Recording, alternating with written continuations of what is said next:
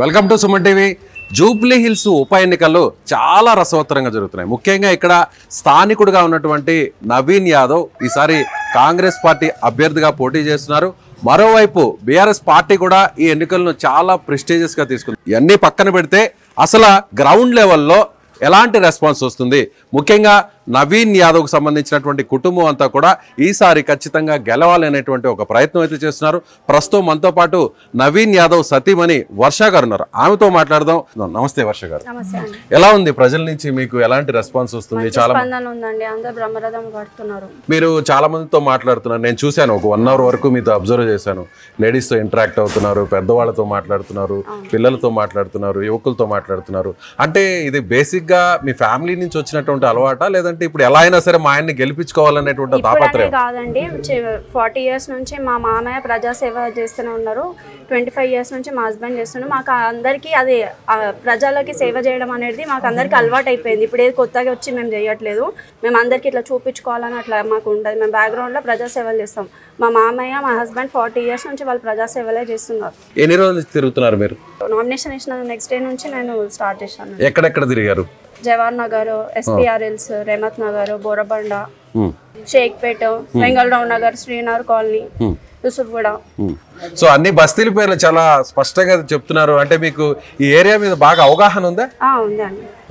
ఎందుకంటే మా హస్బెండ్ తిరిగేవాడు కదా, సో ఆయన ప్రతి ఒక్క ఏరియా పైన తనకి నాలెడ్జ్ ఉంది, ఎక్కడ ఏంది అనేది ఇంట్లో డిస్కస్ చేస్తుంటాడు కాబట్టి నాకు కూడా ఉంది.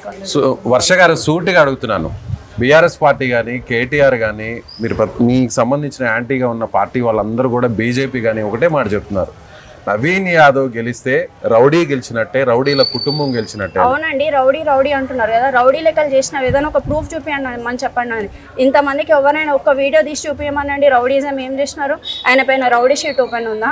మాగంటిగా ట్రై చేసినారు, ఎన్ని రకాలుగా మమ్మల్ని ఇబ్బంది పెట్టారు అనేది మాకు తెలుసు. పర్సనల్గా 40 డేస్ మా హస్బెండ్ ని, నన్ను, మా బాబుని దూరం ఉంచారండి. అంత టార్చర్ అండి. టీఆర్ఎస్ గవర్నమెంట్ అంటేనే టార్చర్. ప్రతి దగ్గరికి వెళ్ళండి, వాళ్ళ బాధితుల సంఘం ఉంది ఇక్కడ. అంటే 40 రోజులు మిమ్మల్ని మీ పిల్లల్ని దూరం పెట్టారంటారు. ఏంది ఆ సందర్భం ఒకసారి చెప్తారు? కావాలని రౌడీ షీట్ ఓపెన్ చేయాలనండి మా హస్బెండ్ పైన. అంతకన్నా ఏం చేశాడు? ఎవరినైనా చంపాడా, ఎవరినైనా తిట్టాడా, ఎవరి దగ్గరైనా ఇల్లు గుంజుకున్నాడా ఏమన్నా? మీకేమనిపిస్తుంది? ఒక భార్యగా, ఒక వైఫ్గా ఇంట్లో పిల్లల్ని చూసుకుంటూ మీరు ఉంటుంటారు.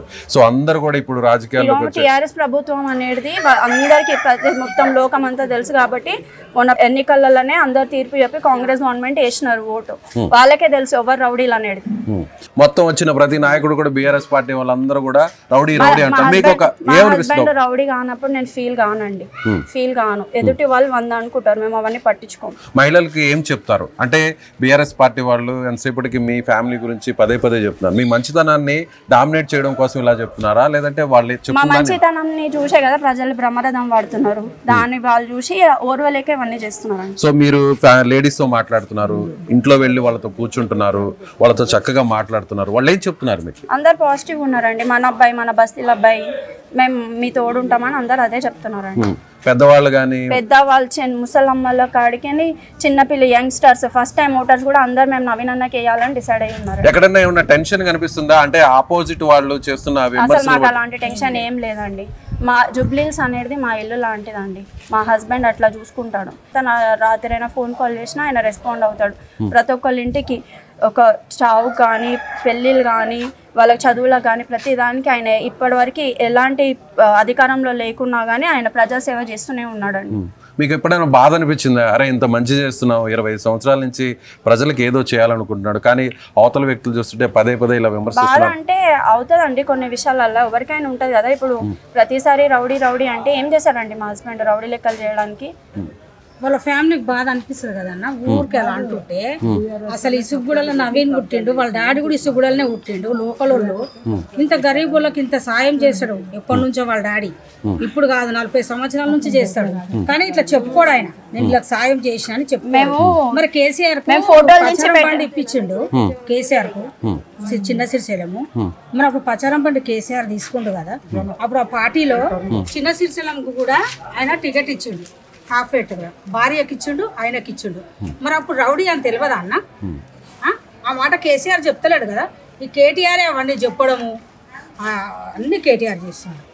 ఇలా ఎవరన్నా జనం వచ్చి ఇప్పుడు మీ పక్కనున్న పెద్దావిడ చెప్తున్నారు, బిడ్డ నువ్వేం భయపడకమ్మా, వాళ్ళు ఎన్ని చెప్పినా కూడా ఎన్ని మాట్లాడినా కూడా టెన్షన్ పడకు, ఖచ్చితంగా మా సపోర్ట్ మీకు ఉంటుంది అని చెప్తున్నారా? చెప్తున్నారు ప్రతి ఒక్కళ్ళు.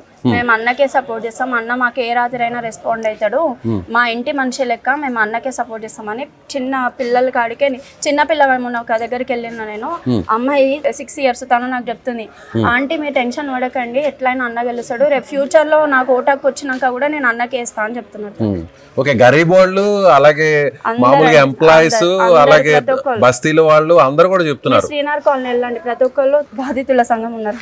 అలాగే వర్ష గారు ఇంకొక మాట, సో మీరేమన్నా వాళ్ళతో అమ్మ ఒకవేళ నవీన్ మా వారు చేయకపోయినా బిజీగా ఉన్నా కూడా నేనైనా కూడా ఈ సమస్యని మా వారి దృష్టికి తీసుకెళ్తానని లాంటి హామీ ఏమన్నా ఇస్తున్నారు?